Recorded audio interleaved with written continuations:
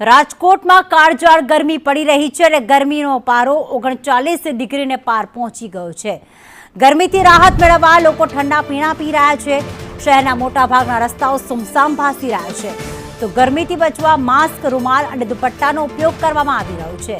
અંગ દજાડતી ગરમીને લઈને મહાનગરપાલિકાએ રાજકોટમાં ઓરેન્જ એલર્ટ આપ્યું છે અને કામ વિના લોકોને બહાર ન નીકળવા પણ અપીલ કરી। છેલ્લા 4 દિવસમાં 40થી વધુ સ્ટ્રોકના કેસ નોંધાયા। દિવેશ જોશી અમારી સાથે જોડાઈ ગયા છે। દિવેશ, એક બાજુ રવિવારનો દિવસ છે, 39 ડિગ્રી ગરમી છે, રાજકોટના રસ્તાઓ પર કેવો માહોલ જોવા મળી રહ્યો છે? શું સુમસામ છે કે પછી અત્યારે લોકો ગરમીમાં બહાર નીકળી રહ્યા છે?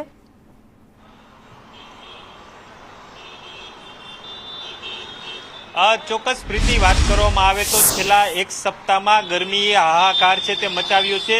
અંગ દજાવતી ગરમી છે તે જોવા મળી રહી છે। હું તમને સીધા જ દ્રશ્યો બતાવીશ કે ગરમીથી બચવા માટે લોકો ઠંડા પીણાનો ઉપયોગ છે તે કરી રહ્યા છે। છેલ્લા એક સપ્તાહની જો વાત કરવામાં આવે તો ગરમીનો જે પારો છે તે 40-42 ને પાર છે તે જોવા મળી રહ્યો છે।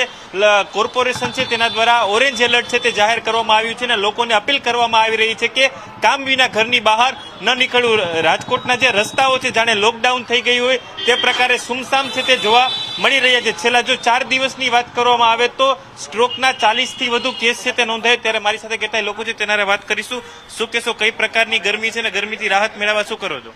આજે ભાઈ જે સન્ડે છે પણ આ ગરમી એટલી છે ને કે જો તમે રસ્તા હજી ખાલી જ દેખાય છે। સન્ડે છે ને તો બધા ઘરમાં જ આરામ કરે છે, રિફ્રેશ થવા માટે અમુક માણસો અહીંયા અત્યારે આવ્યા છે, કેમ કે ટેમ્પરેચર છે એ બહુ હાઈ છે। આજે 40 ડિગ્રી છે। આપણે ઓરેન્જ એલર્ટની આસપાસ આપણું રાજકોટ છે, એટલે અત્યારે 2-3 દી બહુ આમ ટેમ્પરેચરની બધું વધારે, એટલે માણસો શું અત્યારે ઘરમાં રહેવું વધારે પ્રિફર કરે બપોરના ટાઈમે। તમે જોઈ લો આમ બાજુ લોકડાઉન જેવું જ બધે છે, કોઈ બહુ પબ્લિક નથી, આ બધા હું રિફ્રેશ થવા આવ્યા હોય બધા, એટલે અત્યારે ડિહાઇડ્રેશન ને એ બધાના ચાન્સીસના હિસાબે માણસો ઘરમાં રહેવું વધારે પ્રિફર કરે, કેમ કે હીટ વેવ ને બધું હોય ને એટલે।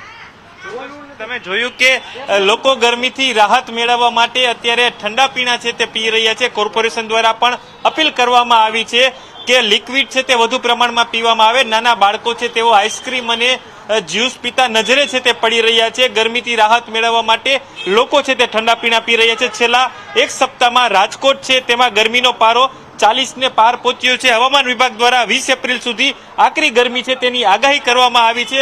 ત્યારે રાજકોટ વાસીઓને આંગ દજાવતી ગરમી છે તેનાથી રાજકોટ વાસીઓ પરેશાન છે તે થઈ ચૂક્યા છે। પ્રીતિ, બિલકુલ આભાર તમામ વિગતો માટે દિવેશ।